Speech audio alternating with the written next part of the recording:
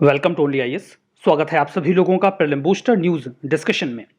आज है 21 जुलाई 2021। तो आइए देख लेते हैं कि ऐसे कौन से इंपॉर्टेंट आर्टिकल्स हैं जो आज हम कवर करने वाले हैं। हमारा first article monkey B virus के बारे में है। चाइना ने अपना परफॉर्मेंस मेंटेन करके रखा हुआ है। चाइना में अभी हाल ही में एक जो वेटरनरी सर्जन थे वो मंकी बी वायरस से इन्फेक्ट हो गए, क्योंकि वो 2 मंकीज को ट्रीट कर रहे थे या फिर उनके कांटेक्ट में थे। इस साल के मार्च का केस था।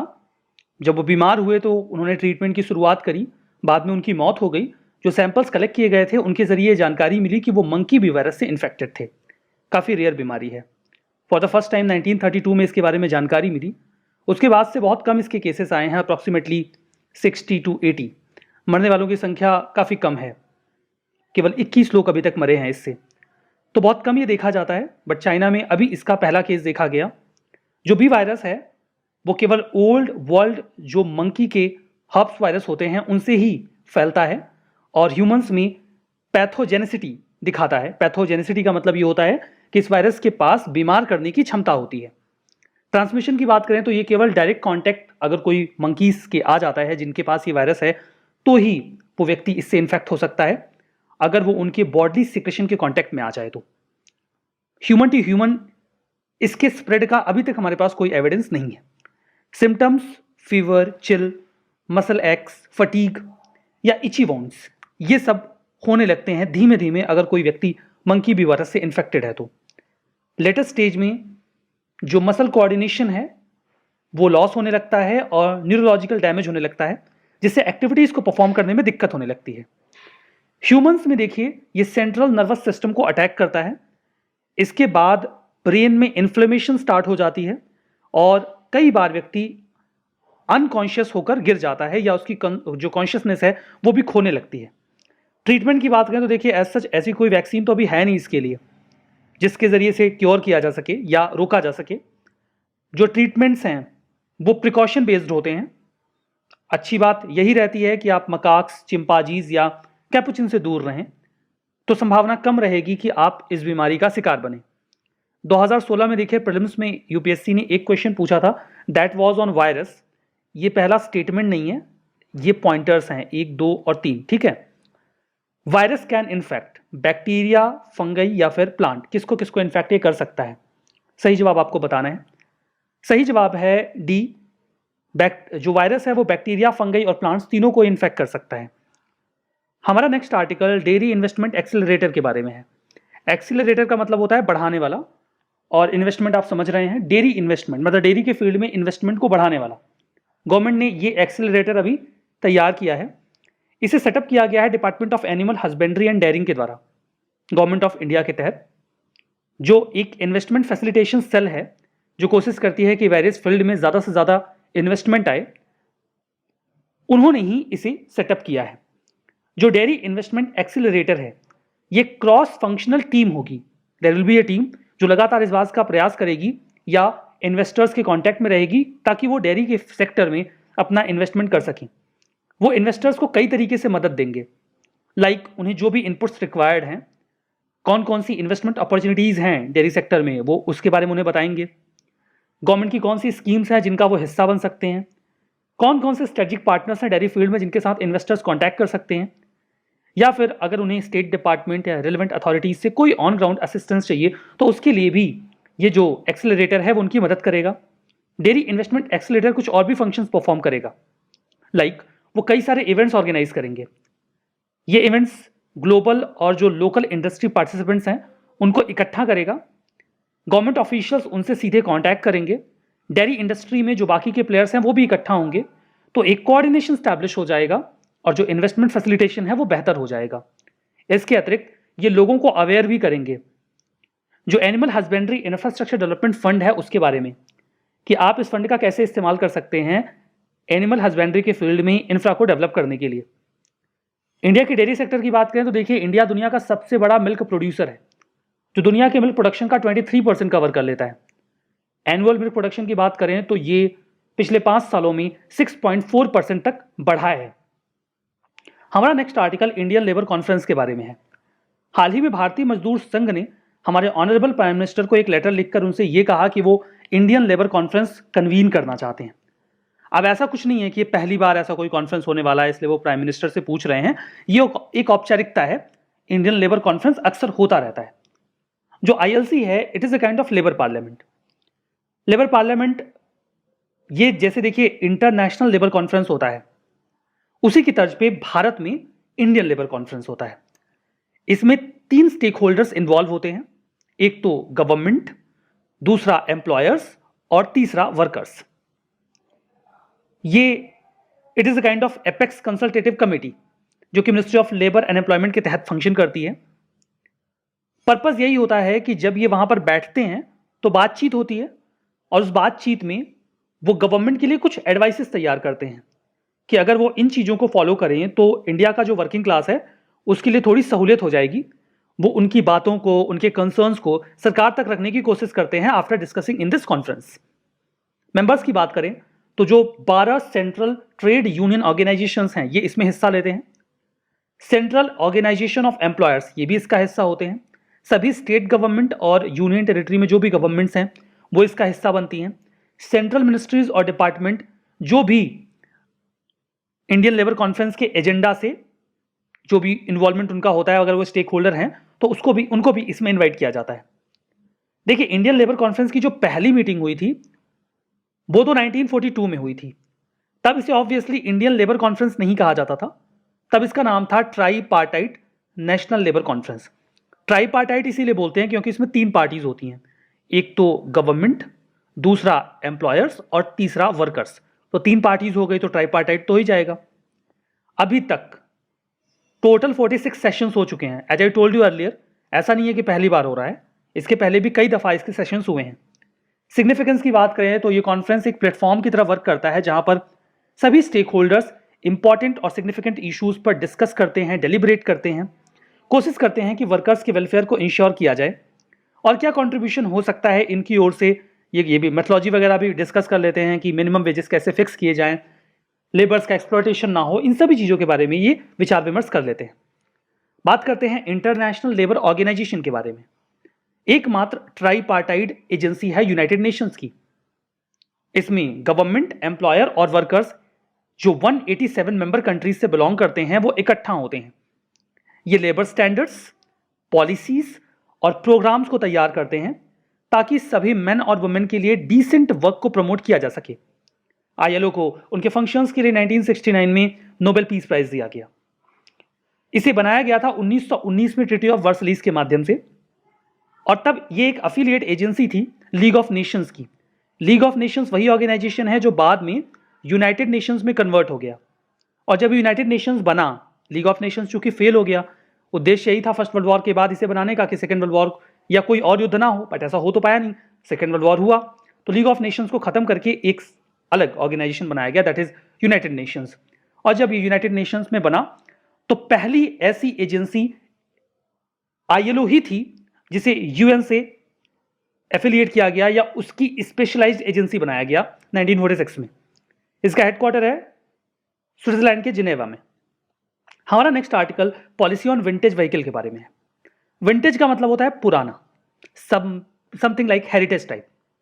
बहुत सारी पुरानी गाड़ियां होती हैं, देखने में बहुत अच्छी लगती हैं, पहले के ज़माने में लोग उससे चला करते थे। अभी उनका क्या करना है, इस संबंध में एक पॉलिसी सरकार ला रही है, वही है पॉलिसी ऑन विंटेज व्हीकल्स। इसमें सभी विंटेज मोटर व्हीकल्स आ जाएंगी, वो चाहे 2 व्हीलर्स हों या फिर 4 व्हीलर्स हों। विंटेज व्हीकल कौन सी व्हीकल होगी, इसकी क्या डेफिनेशन है, ये भी स्पेसिफाई किया गया है। वो 2 व्हीलर्स या 4 व्हीलर्स जो कम से कम 50 साल पुराने हों।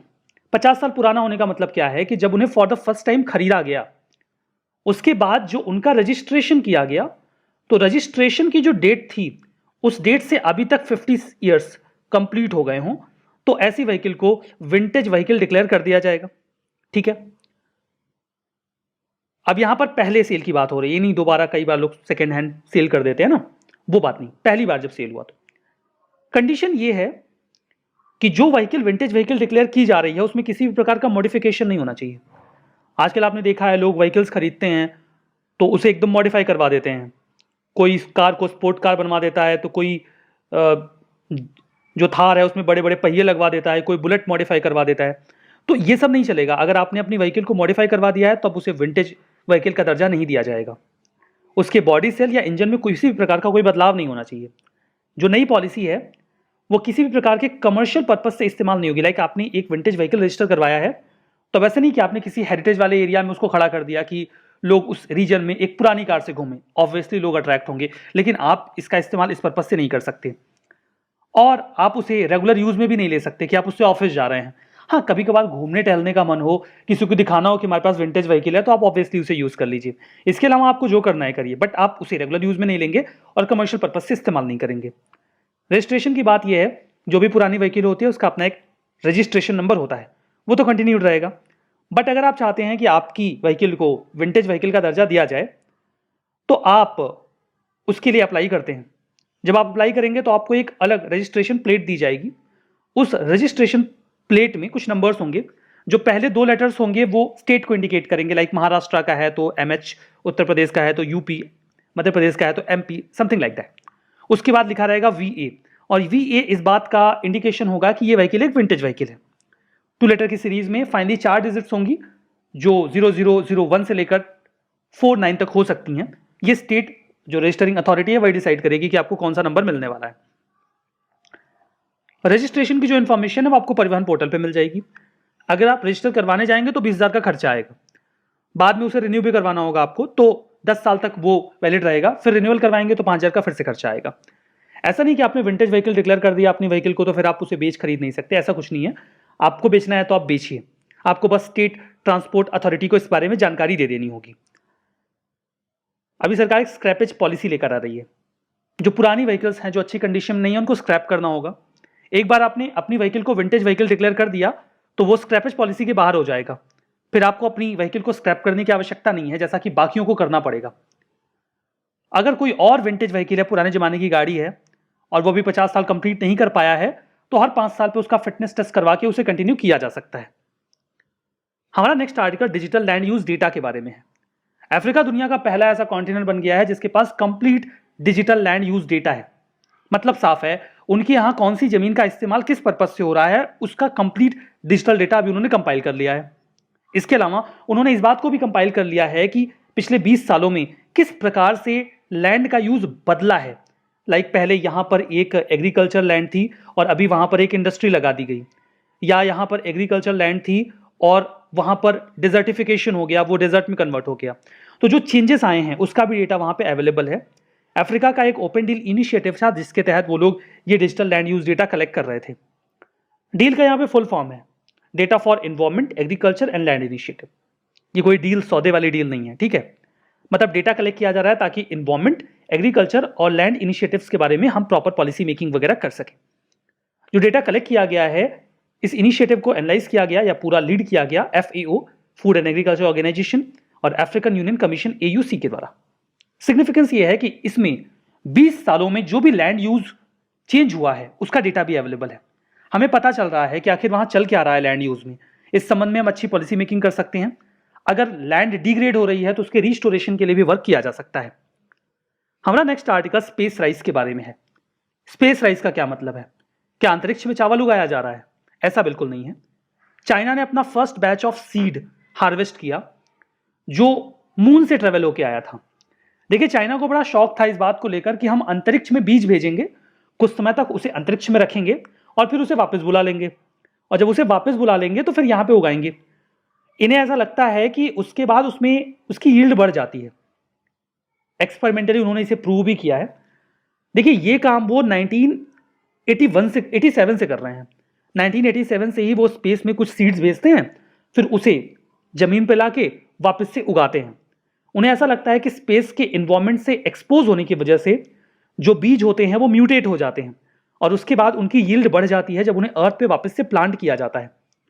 2018 में इस प्रकार के बीजों को उगाने का जो प्लांटेशन एरिया था वो अभी चाइना में 2.4 मिलियन हेक्टेयर हो चुका है, उससे भी ज्यादा। यू कैन अंडरस्टैंड कि चाइना के पास एक बहुत बड़ा लैंड एरिया ऐसा है जहां पर स्पेस राइस उगाया जाता है। अभी प्रेजेंट का मुद्दा यह है कि जैसे ये काम तो ये 1987 से कर रहे हैं, तो अभी वाला इतना ऐसा क्या है? आपको अगर आपने पढ़ा हो तो 2020 के एंड में इन्होंने अपना चेंग 5 भेजा था। तो जो इनका चेंग 5 था उसमें इन्होंने एक लूनर वॉयज, मतलब इन्होंने एक लूनर मिशन अपना भेजा था जो लगभग 23 दिन की साइकिल में कंप्लीट हुआ था 2020 के एंड में। तो जब ये लूनर वॉयज गया था तो उसने जो अपने बाकी के काम किए दैट वाज ओके। साथ के साथ इन्होंने वहां पे कुछ चावल के सीड्स भी भेजे थे, वो सीड्स साथ में गए और फिर वापस आ गए। मतलब उन्होंने 23 दिनों का सफर तय किया स्पेस का, वो चांद पर गए और रिटर्न आ गए। बाकी जो इनका चींग 4 गया था वो वहां की मिट्टी वगैरह भी कलेक्ट करके लाया था 1700 ग्राम के आसपास रिसर्च पर्पज से, तो वो तो 2020 के अंत में आ गया था। अब बीज इनके पास ऑलरेडी थे। जब वो बीज गए थे और जब वो वापस लौटे, तो जैसे जब वो जहां पर जाएंगे तो जो कॉस्मिक रेडिएशन है अंतरिक्ष का वो उसके कांटेक्ट में बीज आएगा, जीरो ग्रेविटी को फील करेगा। तो जब वो वापस लौटा तो उसका वेट 40 ग्राम बढ़ चुका था। फिर उसे स्पेस ब्रीडिंग रिसर्च सेंटर जो उनका है वहां पर भेज दिया गया, जो चाइना की एग्रीकल्चर यूनिवर्सिटी है वहां पर। उन्होंने रिसर्च करने के बाद उसे उगाने के लिए भेज दिया। तो ये पूरा मामला है स्पेस राइस का। Hope you got the point. हमारा next article new commission for air quality management के बारे में है। Ministry of environment, forest and climate change plan कर रही है कि अब वो एक बिल प्रपोज करेंगे जो कि एक एयर क्वालिटी कमीशन बनाने के बारे में होगा। That will be for the commission for air quality management in the national capital region and adjoining areas bill 2021। Monsoon session में इस बिल को रखे जाने का प्लान है। मैं आपको बता दूं कि ये बॉडी ऑलरेडी एग्जिस्ट करती है, अब इसके लिए कानून बनाने की बात चल रही है। इस बॉडी को जब बनाया गया commission for air quality management, तो इसके लिए एक ऑर्डिनेंस आया था। तो ऑर्डिनेंस के जरिए आप बना दोगे तो मैक्सिमम 6 महीने तक रह सकता है, फिर आपको वापस से उसको लॉ बनाना पड़ेगा, कानून बनाना पड़ेगा। जब ये कानून बनेगा तो इसमें उन्होंने जो प्रावधान रखे हैं, जो ऑर्डिनेंस आया था, जिस ऑर्डिनेंस के तहत ये commission for air quality management बनाया गया था, उसमें कहा गया था कि अगर किसान पराली जलाएंगे तो उनको जेल भी हो सकती है। पंजाब हरियाणा में पराली जलाई जाती है, फसल को ऊपर से काट लिया जाता है और उसका नीचे का जो डंडा होता है तो उसको एक साथ वो जला देते हैं, बिकॉज उसको कटवाने का खर्चा होता है और वो किसी काम का होता नहीं उनके लिए। अगली फसल बोने में भी दिक्कत होती है, तो वो उसे सिंपली जला देते हैं अगली फसल आसानी से उगा सकने के लिए। लेकिन इससे काफ़ी पोल्यूशन फैल जाता है और पूरा स्मॉग वाली कंडीशन बन जाती है। तो इसे रोकने के लिए ये कानून लाया गया। अब कानून में बड़े स्ट्रिक्ट प्रावधान थे, मतलब अगर कोई पराली जलाएगा तो उसे फाइन भरना पड़ेगा और जेल भी हो सकती है। इसे काफ़ी क्रिटिसाइज किया गया, मतलब इतनी बड़ी बड़ी इंडस्ट्रीज हैं, इतना पोल्यूशन फैला रही हैं, लोग कितने कमर्शियल व्हीकल्स और पर्सनल व्हीकल्स का इस्तेमाल कर रहे हैं, उनको जेल नहीं होगी, किसान पराली जला देगा तो जेल हो जाएगी। मतलब थोड़ा काफ़ी क्रिटिसाइज किया गया सरकार को इस बारे में। तो सरकार ने अभी प्लान किया है कि भाई जेल वेल नहीं भेजेंगे किसी को, हाँ फाइन तो लगाएंगे, मतलब आप पराली मत जलाइए। इसमें यह भी था कि अगर आप पराली नहीं जलाते हैं, उसे कटवाते हैं, तो सरकार उसके लिए आपको इंसेंटिवाइज करेगी। लेकिन अगर आप उसे जला देंगे तो फिर आपको फाइन भरना पड़ेगा, एटलीस्ट अब जेल नहीं जाना पड़ेगा। तो इन्वायरमेंट कंपनसेशन फीस तो लेवी होगी अगर आप जो भी किसान हैं वो स्टबल बर्निंग करते हैं तो, ठीक है। Commission for air quality management की बात करें CAQM की, तो इसे 2020 के अक्टूबर में ऑर्डिनेंस के माध्यम से बनाया गया था। इसके पहले की जो बॉडी थी environment pollution prevention and control authority, जब ये CAQM आया तो इसने इसको अबॉलिश कर दिया और इसके सारे फंक्शंस अब ये CAQM परफॉर्म करने लगा। कमीशन को अगर इसके लिए भी बिल आ रहा है, अगर ये बिल पास हो जाएगा तो अब ये एक स्टैट्यूटरी अथॉरिटी बन जाएगी, ठीक है। ये कमीशन जो है वो सेंट्रल और स्टेट पोल्यूशन कंट्रोल बोर्ड्स जो हैं दिल्ली, पंजाब, हरियाणा, यूपी और राजस्थान, उनको रिप्लेस कर देगा। कंपोजिशन की बात करें तो इसमें एक फुल टाइम चेयरपर्सन होंगे जो गवर्नमेंट ऑफ इंडिया के सेक्रेटरी होंगे, या फिर वो स्टेट गवर्नमेंट के भी चीफ सेक्रेटरी हो सकते हैं। जो चेयरपर्सन होंगे वो 3 सालों के लिए अपने पद पर रह सकते हैं, लेकिन 70 साल से उम्र के अधिक तक नहीं। अगर वो 68 साल में अपॉइंट होते हैं तो 2 ही साल रह पाएंगे, ये मामला है। फर्दर देखिए, इसमें जो मेंबर्स होंगे वो कई सारी मिनिस्ट्रीज से होंगे और जो भी स्टेक होल्डर्स हैं, कुछ एक्सपर्ट्स भी इस कमीशन का हिस्सा होंगे जो central pollution control board, ISRO और सिविल सोसाइटी से आएंगे। इनके काम क्या होंगे? डायरेक्शंस इशू कर सकते हैं स्टेट गवर्नमेंट को कि एयर पोल्यूशन को कैसे कंट्रोल किया जाए। अगर कोई कंप्लेन करता है कि इस वजह से एयर पोल्यूशन हो रहा है NCR रीजन में, आसपास के रीजन में, उसे भी वो हैंडल करेंगे। पैरामीटर्स बताएंगे कि कैसे एयर पोल्यूशन को कंट्रोल किया जाए। कोई वायलेटर है, कोई फैक्ट्री है, इंडस्ट्री है, वो लगातार पोल्यूट कर रहे हैं, एटमॉस्फेयर मान नहीं रहे हैं, तो उनके पास अधिकार है कि वो उसे बंद भी करवा सकते हैं। फर्दर इनके पास पावर है कि अगर कोई स्टेट गवर्नमेंट ने डायरेक्टिव इशू किया है जो पोल्यूशन नॉर्म्स को वायलेट करता है, तो वो उसे भी ओवर रूल कर सकते हैं कि भाई आपका नहीं माना जाएगा, हम जो बोल रहे हैं वो माना जाएगा। So that was all about new commission for air quality management. Statement है ट्रू एंड फॉल्स के लिए। मंकी बी वायरस, ये केवल डायरेक्ट कॉन्टैक्ट या एक्सचेंज होगा बॉडली सिक्रेशन मंकीज से तभी होगा। India second largest milk producer है चाइना के बाद। ILO 1945 में स्टैब्लिश किया गया ट्रीटी ऑफ वर्सलीज के माध्यम से। Digital land use data, Africa पहला कॉन्टिनेंट बना ये काम करने वाला। Dairy investment accelerator cross functional team है जो इन्वेस्टर्स के लिए एक इंटरफेस की तरह वर्क करेगा। जवाब बताइएगा अपना। इस सेशन की पीडीएफ आपको ओनली आयस के टेलीग्राम चैनल पे मिल जाएगी। आप सिंपली टेलीग्राम में जाके ओनली आयस नथिंग एल्स सर्च कर लीजिएगा, पीडीएफ वहाँ पे अवेलेबल होती है। सारी पीडीएफ वहीं मिलती हैं और कोई ऑप्शन नहीं है आपके पास, तो आपको उसे ज़रूर से ज्वाइन कर लेना है। आज के इस सेशन में बस इतना ही। बहुत बहुत धन्यवाद।